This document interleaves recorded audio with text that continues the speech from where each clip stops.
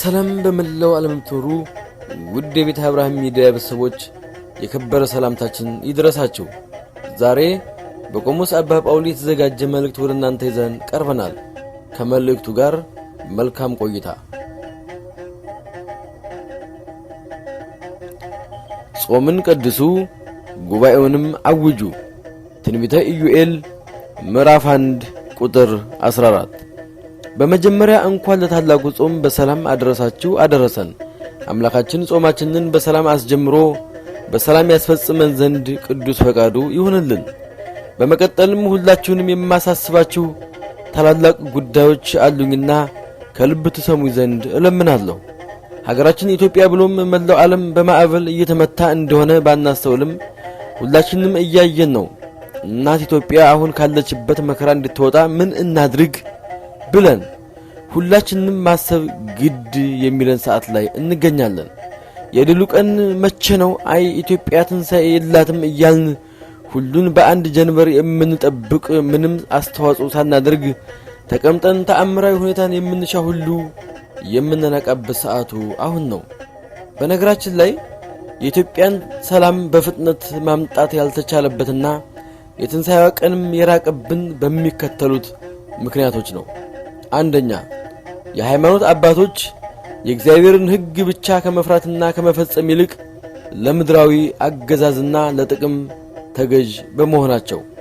ሁለተኛ፣ ምእመናንም ዘለቄታ የሌለው ስሜታዊነት ፍጻሜውም ግደለሽ የሆነ ልምድ በማድረጋችንና ልባችን የደነደነ የሆታና የግርግርታ ትውልድ ስለሆን እግዚአብሔር ይቅር እንዲለን ንስሐ ከመግባትና ራስን ከመግዛት ይልቅ በእሳት ላይ ተቀምጠን የምናሾፍና የምንጨፍር በመሆናችን ነው።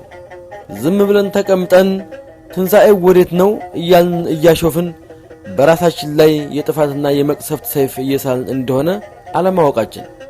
ሶስተኛ፣ ይህን አምባገነን መንግሥት ለማስወገድ የምንታገል ሁሉ ከዓላማ በመውጣት ለሕዝብ ከመታገል ይልቅ ስልጣን ላይ ስላተኮርን ከላይ የዘረዘርኳቸው ሶስቱ ዋና ዋናዎቹ ቢሆኑም በበርካታ ምክንያቶች ሕዝብ ከስቃይና ሀገርንም ቶሎ ከጥፋት ከመታደግ ዘግይተናል።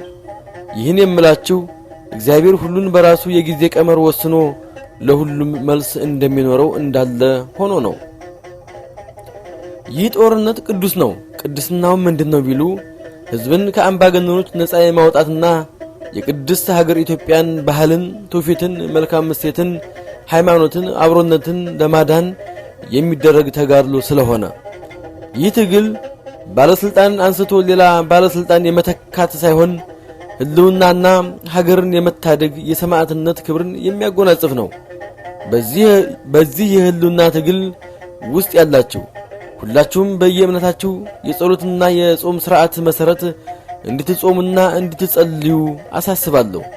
ይህ ጾም ታላቅ ስለሆነ በሁሉም አደረጃጀት ያላችሁ የኦርቶዶክስ ተዋሕዶ ቤተክርስቲያን ልጆች የሆናችሁ ሁላችሁም የፋኖ አባላትና አመራሮች ንስሐ እየገባችሁ ጾሙ፣ ጸልዩ።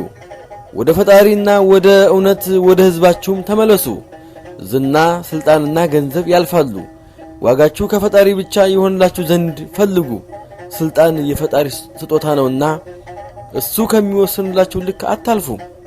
በመጨረሻም ሁላችሁም በውጭም በሀገር ውስጥም የምትኖሩ ክርስቲያኖች በሙሉ አታንቀላፉ፣ ከአዚም ንቁ። አሁን ያለንበት ዘመን ላይ የሚያንቀላፋና ልቡ የደነደነ ካለ አሁኑኑ ይንቃ። ትንቢት ወይም ነቢይ አያስፈልግም። የምታዩትንና የምትሰሙትን አስተውላችሁ ብቻ ንቁ፣ አታንቀላፉ። ከጾም ሥጋ ንጽሕና የነፍስም ቅድስናና ድንግልና ይጎለዳሉ። ይህች ጾምም የጽድቅ ሥራዎች ሁሉ መርከብ ናት። በውስጧ የተከበሩ ዕቃዎች ሁሉ ይኖራሉ። ሩቅ አገር የሚሄዱትን ያለ መርከብ በባህር ላይ ፈጽሞ መሄድ እንዳይቻላቸው ሁሉ እንዲሁ ስለ ጽድቅ የሚጓዙትም በመንፈሳዊት ሐመር ካልተሳፈሩ አንዲት እርምጃስ እንኳን መራመድ አይቻላቸውም። ሩቷ ሃይማኖት ገጽ 96። አንዳንድ ሰነፎች እናንተ ከመንግስት ጋር በተታረቁ ሰላም ይሆናል የሚሉ አስመሳዮችንም እያየን ነው። ኢትዮጵያ ሳትወርቅ ገደል ጫፍ ላይ ተንጠልጥላ ያለችው እንዳውም ፋኖ ነፍጥ በማንሳቱና በመከላከሉ ብቻ ነው። ፋኖ ባይነሳና አማራ ቢያንቀላፋ ኢትዮጵያ ምን እንደሚገጥማት መገመት ለሁላችን የሚያዳግት አይደለም። የአማራን ሕዝብ ሰቆቃ እስከምን ድረስ እንደሚሆን አይጠፋችሁም። ፋኖ አማራንም ኢትዮጵያንም የሚታደግ መለኮታዊ ኃይልን የተላበሰ ኃይል ነው። ቀድሞ የነበሩ ሀገርን ከጥፋት የታደጉ አባትና እናቶቻችን አምጠው የወለዱት ብርሃን ፈንጣቂ ጨለማን የሚያርቅ ልዩ ብርቱ ኃይል ነው። ፋኖ የሚለው ስሙ በራሱ ምንኛ የሚያስደስትና የሚያኮራ ነው። ሁላችንም ከፋኖ ጋር እንቁም፣ እንጹም፣ እንጸልይ፣ እንበርታ። ድል መቼም አይቀርም፣ ፋኖም ያሸንፋል። ቆሞስ አባ ጳውሊ ከግንባር